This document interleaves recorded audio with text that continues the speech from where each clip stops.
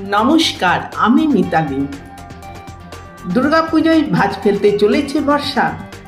চতুর্থীর রাতেই ঝমঝমিয়ে নামলো বৃষ্টি, আর সেই বৃষ্টি যেন আষ্টবৃষ্টি জড়িয়ে ধরেছে পুজোর আমেজকে। আবহাওয়া দপ্তর জানাচ্ছে এখনই শেষ নয়, ষষ্ঠী, সপ্তমী, অষ্টমী এমনকি দশমী পর্যন্ত দক্ষিণবঙ্গ জুড়ে চলবে হালকা থেকে মাঝারি বৃষ্টি।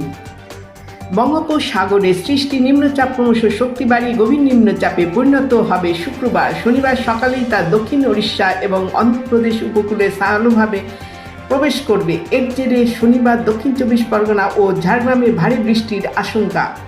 আলিপুর আবহাওয়া দপ্তর ইতিমধ্যেই জারি করেছে হলুদ সতর্কতা। একাধিক জেলায় রয়েছে কমলা সতর্কতা। উপকূল এলাকায় 30 থেকে 40 কিমি বেগে বইতে পারে ঝোড়ো হাওয়া।